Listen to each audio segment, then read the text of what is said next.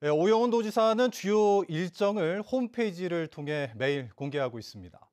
그런데 오늘은 어떤 이유인지 일정에도 없는 한 중국 개발업체의 리조트 현장을 방문했습니다. 리조트 전 직원이 동원돼 환영 행사까지 열었는데 이 도지사의 공식 일정에 없는 비공식 방문을 두고 궁금증이 일고 있습니다. 먼저 이따금 기자가 보도합니다. 해발 300m 높이 한라산 중턱에 위치한 한 리조트. 까만 승용차 한 대가 리조트 안으로 들어옵니다. 한 건물 앞에는 오영훈 도지사의 방문을 환영한다는 현수막이 걸려 있고 곧이어 직원들의 환영을 받으며 오영훈 지사가 차량에서 내립니다.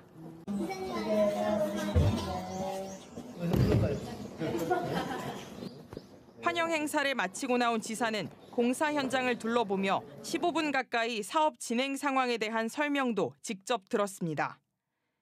이후 다시 차량을 탄 오영훈 지사는 수영장이 달려있는 한 객실로 들어갔습니다. 그리고 50분 후 일행들과 함께 객실에서 나와 배웅을 받고 리조트를 빠져나갑니다.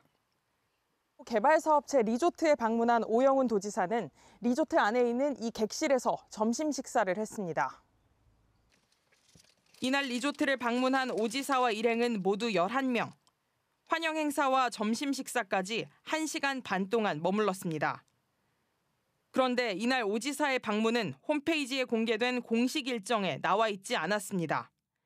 또 리조트 측은 사흘 전부터 전 직원이 모두 동원돼 환영 행사를 준비하라는 지시가 내려졌고 지사와 일행들을 위해 식사와 함께 100만 원어치의 와인 선물을 준비했던 것으로 전해졌습니다. 제주도는 식사 일정은 원래 공개되지 않는다며 도지사가 평소 기업인들을 만나 얘기를 듣고 부탁과 협조를 하는데 이번 방문도 그런 차원이라고 설명했습니다. 또 리조트 측으로부터 어떤 것도 받은 것이 없다고 밝혔습니다. MBC 뉴스 이따금입니다. 네, 앞서 오영훈 도지사가 방문한 곳은 바로 중국 백통신원 리조트입니다. 그런데 이곳은 한라산 기슭에 있어서 처음부터 중산 간 난개발 논란이 일었던 곳인데요. 특히 오영훈 도지사가 취임한 이후 사업자에게 유리한 쪽으로 사업 계획을 변경해주면서 특혜 논란도 불거지고 있습니다. 이어서 조인호 기자입니다. 중국 부동산 기업인 바이퉁 그룹의 한국 현지 법인인 백통신원이 제주에 리조트를 짓겠다며 개발 사업 승인을 신청한 것은 지난 2012년. 곧바로 중산 간 난개발 논란이 일었습니다. 해발 300m 고지대인데다 한라산 천연보호구역에서 불과 700m 떨어진 곳이기 때문입니다. 이 때문에 도의회의 환경영향평가 동의안 심사 과정에서도 논란이 일었습니다. 지금 우리가 지금 아무리 투자 유치도 좋지만 더 중요한 거는 우리 제주도가 이제 환경 수도로 이렇게 나가려고 하니까 여러 가지 환경에 대해서는 엄격해야 된다.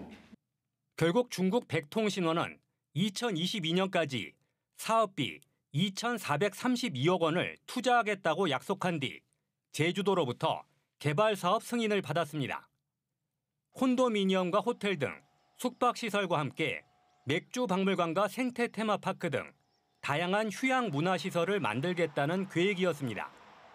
그런데 사업자는 이곳에 약속했던 투자 금액을 절반으로 줄였습니다. 제주도가 이 같은 계획 변경을 승인해주면서 특혜 논란이 일고 있습니다. 오영훈 지사 취임 5달 뒤인 2022년 12월 제주도가 변경해준 백통신원 리조트의 사업 계획입니다. 사업비는 당초 계획에 있던 2,432억 원에서 1,025억 원으로 무려 1,400억 원이나 줄었습니다. 사업 면적도 55만 제곱미터에서 27만 제곱미터로 반토막이 났고 맥주 박물관과 생태 테마파크 등 휴양 문화시설은 모두 백지화됐습니다. 일단 땅이 팔 수 있는 것이죠. 그 나머지 토지들이 남아있는 것이고 개발이 되지 않을 곳을 개발이 될 수 있는 곳으로 바꿔줬기 때문에 이게 땅값의 상승이 엄청나게 많은 것이죠. 제주도는 지난해 말에도 또다시 사업 계획을 변경해 사업 기간을 내년 말까지 2년 더 연장해줬습니다. 중국 백통신원은 내년 말까지 공사를 마무리하면 한라산 기슭의 목장에서 리조트 부지로 변신한 땅을 팔아 막대한 시세 차익을 챙길 수 있게 됩니다. MBC 뉴스 조인호입니다.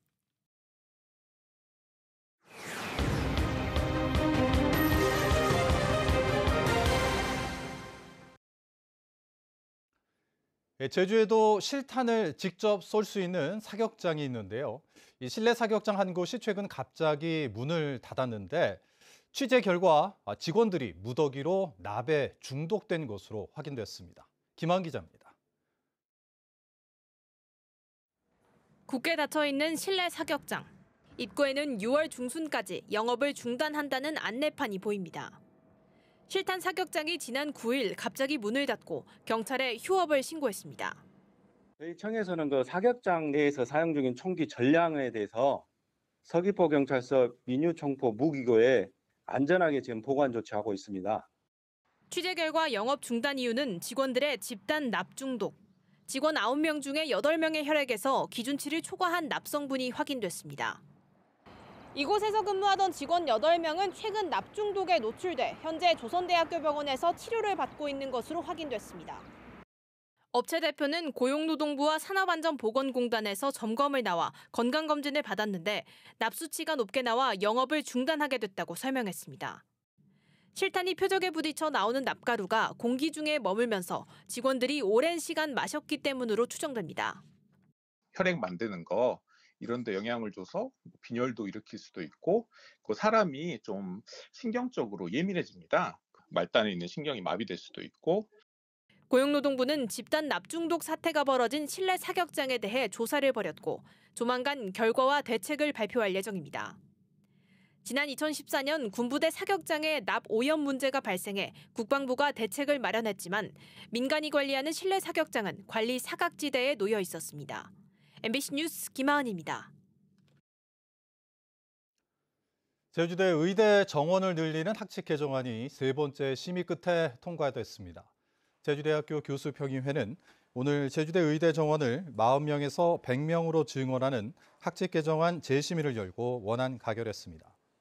제주대는 학칙 개정 절차를 마무리한 뒤 의대 전체 증원분의 50%만 반영해 신입생 70명을 선발하는 2025학년도 입학 전형을 발표할 계획입니다.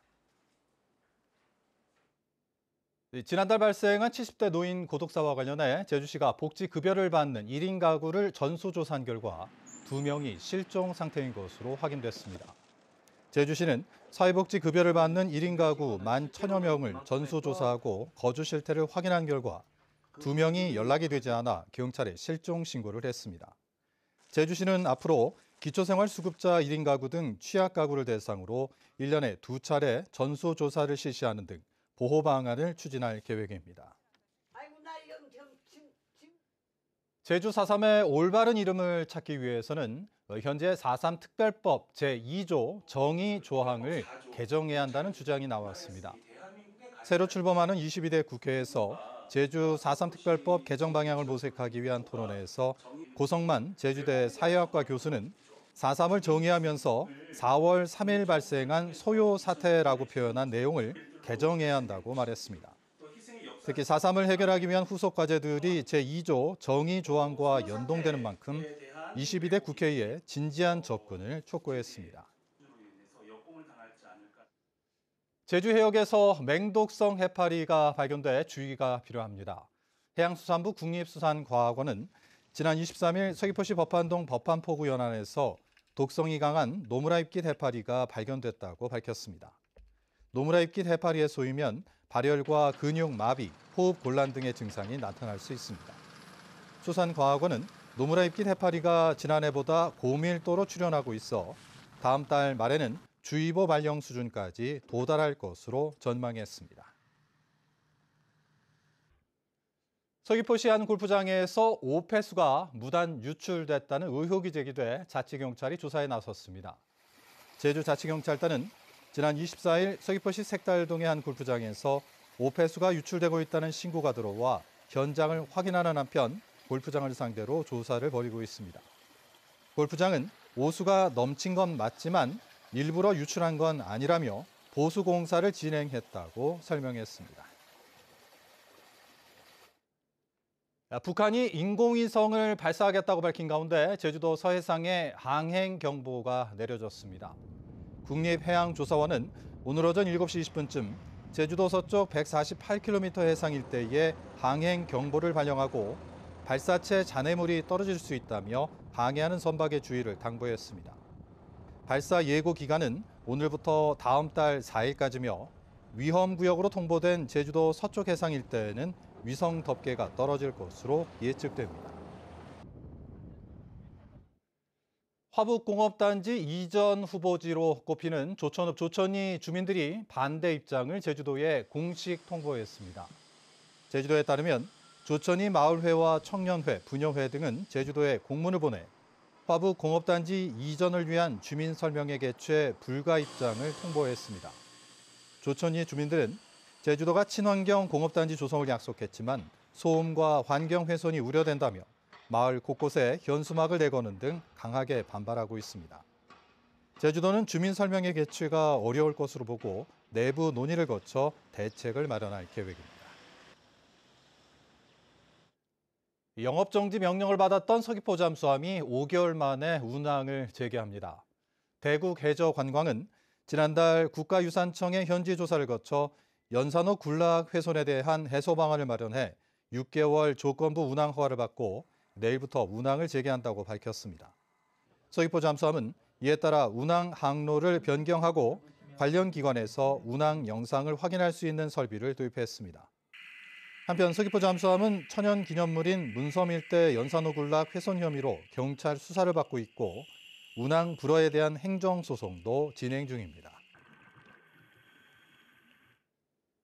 승용차와 오토바이가 잇따라 부딪혀 3명이 다쳤습니다. 오늘 오후 4시 50분쯤 제주시 2호 이동 일주도로에서 승용차 2대와 오토바이 석 대가 추돌했습니다. 이 사고로 오토바이 운전자 2명과 택시에 탔던 승객 등 모두 3명이 크고 작은 부상을 입어 병원으로 옮겨졌습니다.